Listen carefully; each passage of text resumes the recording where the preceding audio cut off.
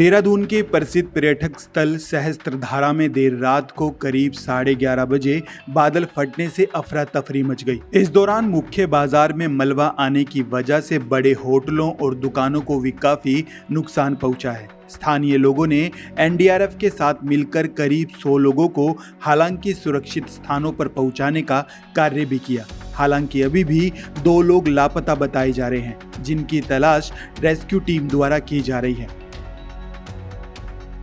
बता दें कि पहाड़ों की रानी मंसूरी इस समय कुदरत के कहर से कराह रही है। देर रात से ही मूसलाधार बरसात का दौर यहां पर जारी है, जिसने जमकर यहां पर तांडव मचाया हुआ है। सारा इलाका दहशत में है। चारों ओर पानी, मलबा, टूटी सड़कें और चीख पुकार का माहौल है।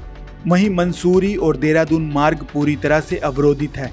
आज सुबह जैसे ही एसडीआरएफ की टीमों को कंट्रोल रूम ऋषिकेश से सूचना प्राप्त हुई कि चंद्रभागा नदी का जलस्तर अत्यधिक बढ़ गया है और कुछ लोग नदी में फंसे हुए हैं, तो सूचना मिलते ही एसडीआरएफ की टीमें तुरंत तत्काल घटनास्थल पर पहुंची और लोगों को बचाने के लिए रेस्क्यू कार्य जारी किया।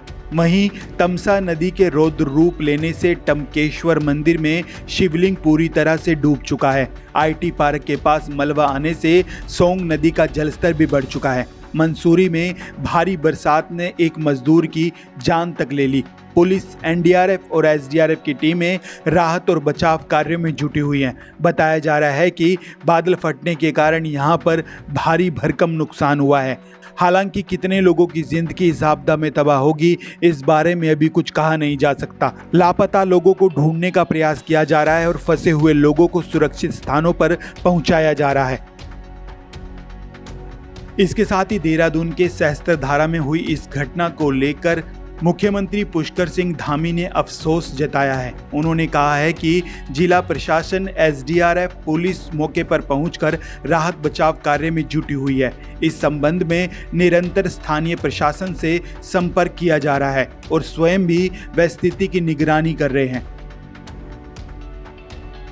ज्ञात रहे कि मौसम विभाग ने भी अगले कुछ दिनों तक भारी बरसात को लेकर एक बार फिर चेतावनी दी है। लोगों को सतर्क रहने और सुरक्षित स्थानों पर जाने की सलाह भी दी गई है। नदियों के जलस्तर में एक बार फिर वृद्धि को देखते हुए प्रशासन भी अलर्ट मोड पर है। लोगों को नदी किनारे जाने से बचने की सलाह दी जा रही है। देहरादून में लगातार हो रही बरसात के कारण भूस्खलन का खतरा भी अब बढ़ चुका है। लोगों को पहाड़ी इलाकों में यात्रा करने से बचने की सलाह दी जा रही है।